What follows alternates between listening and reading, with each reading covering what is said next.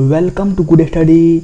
दोस्तों, यदि आप कंप्लीट लूसेंट जीके पढ़ना चाहते हैं तो हमारे इस यूट्यूब चैनल गुड स्टडी को सब्सक्राइब करके बेल आइकन जरूर प्रेस कर दीजिएगा। कंप्लीट लूसेंट सेशन का ये पार्ट 19 होगा, जिसमें हम कुषाण वंश के बारे में चर्चा करेंगे। तो चलिए बिना देर करते हुए शुरू करते हैं। सबसे पहली बात कि कुषाण आए कब थे। कुषाण जो है वो पल्लव के बाद आए थे और इस कुषाण को ही युची और तोखरी भी कहा जाता है। तो ये जो कुषाण है इसे ही युची और तोखरी कहा जाता है।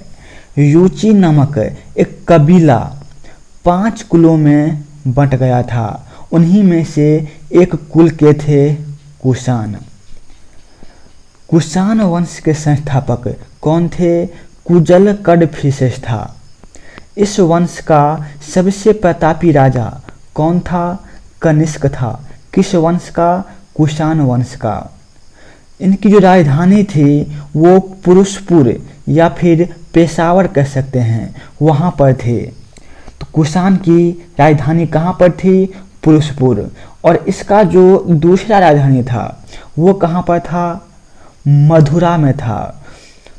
इतना देखने के बाद आप सभी के मन में एक क्वेश्चन जरूर आ रहा होगा कि इतना तो दे रखा है, लेकिन ये जो कुषाण वंश है उसकी शुरुआत कब हुई थी ये तो कहीं दिया ही नहीं गया है। लूसेंट में इसका जिक्र नहीं है। तो इसके बारे में मैं आप सभी को बता दूं कि ये जो कुषाण वंश है वो प्राचीन काल के वंश हैं। क्या है वो? प्राचीन काल के वंश। और प्राचीन काल में कुषाण वंश के संबंध में ज़्यादा साक्ष्य हमें नहीं मिला है। विभिन्न जो इतिहासकार हैं उसमें मतभेद है।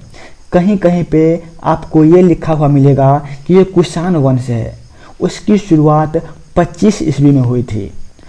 कई इतिहासकार ये कहते हैं कि इसकी जो शुरुआत है वो 30 ईस्वी में हुई थी। और कहीं कहीं पे आप ये भी लिखा हुआ देखिएगा कि ये जो कुषाण वंश है उसकी शुरुआत 45 ईस्वी में हुई थी। और इसके जो पहले राजा थे उसका नाम क्या था? उनका नाम था कडफिसेस, जो कि 45 ईस्वी से 78 ईस्वी तक रहा था। तो ये विभिन्न बुक में विभिन्न जगह पर विभिन्न तरीके से लिखा गया है, इसीलिए उन सब का यहाँ पर समावेश नहीं किया गया है। आगे दे रखा है कनिष्क ने 78 ईस्वी गद्दी पर बैठने के समय में एक संवत चलाया था जो शक संवत कहलाता है, जिसे भारत सरकार द्वारा प्रयोग में लाया जाता है। ये जो शक संवत हम लोग मानते हैं वो किसने लाया था? कनिष्क के द्वारा लाया गया था। आगे दे रखा है बौद्ध धर्म की चौथी बौद्ध संगति है वो किसके काल में हुई थी? तो चौथी बौद्ध संगति वो कनिष्क के शासनकाल में हुई थी। कहाँ पर हुई थी? कुंडल वन में हुई थी। और ये कुंडल वन जम्मू कश्मीर में पड़ता है। और इसके अध्यक्ष कौन थे? वसुमित्र थे। वसुमित्र इसके अध्यक्ष थे। आगे है कनिष्क बौद्ध धर्म के महायान संप्रदाय का अनुयायी था। तो ये जो कनिष्क है वो बौद्ध धर्म के महान संप्रदाय का अनुयायी था। चीनी जनरल नाम क्या है? पेनचौआ। तो चीनी का जनरल था पेनचौआ ने कनिष्क को हराया था। नाम क्या था उनका? पेनचौआ। आरंभिक कुषाण शासकों ने भारी संख्या में स्वर्ण मुद्राएं जारी करी थी, जिनकी शुद्धता गुप्त काल की स्वर्ण मुद्रा से उत्कृष्ट है। नोट में है कुषाण ने सोने के सर्वाधिक सिक्के जारी किए थे। तो सोना का जो सर्वाधिक सिक्का है वो किसने जारी किया था? कुषाण ने जारी किया था। कुषाण ने उत्तरी तथा उत्तरी पश्चिम भाग में सर्वाधिक संख्या में तांबे के सिक्के को जारी किया था। ये उत्तरी पश्चिम भाग, इसका क्या मतलब? ये जो पंजाब सब का क्षेत्र है, पंजाब हो गया, सिंध हो गया, राजस्थान हो गया, ये सब जो क्षेत्र है वो सब उत्तरी पश्चिम क्षेत्र है। तो वहाँ पर कुषाण के द्वारा तांबे के सिक्के को जारी किया गया था। आगे दे रखा है कनिष्क का राजवैद्य, उनका नाम क्या था? चरक था। तो कनिष्क के जो राजवैद्य थे वो चरक थे और चरक के द्वारा चरक संहिता की रचना की गई थी। महाविभाष सूत्र के रचनाकार कौन हैं? वसुमित्र हैं। तो वसुमित्र महाविभाष सूत्र के रचनाकार हैं।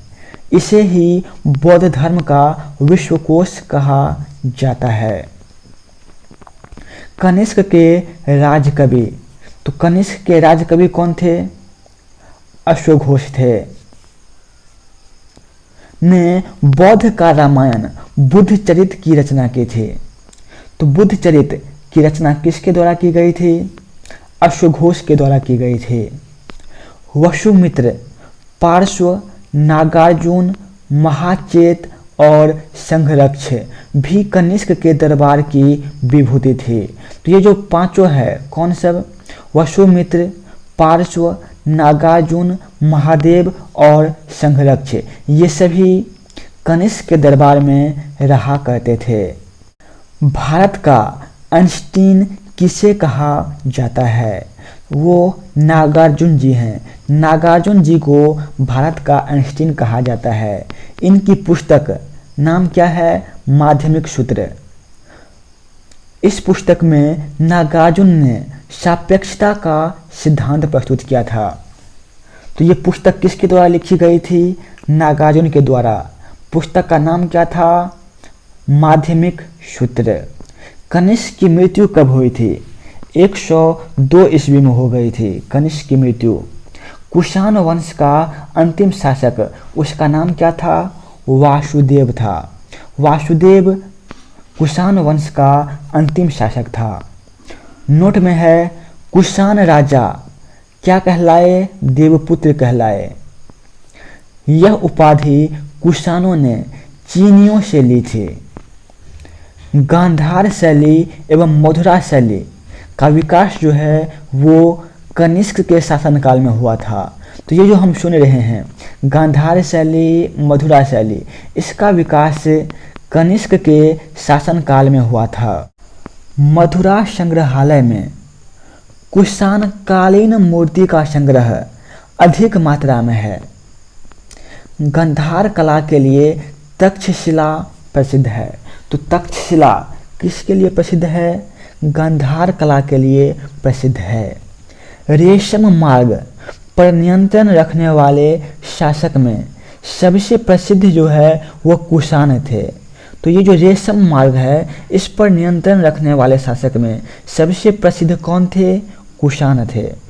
कुषाण साम्राज्य में मार्गों पर सुरक्षा का प्रबंध था। रेशम मार्ग का आरंभ जो है वो कनिष्क ने कराया था।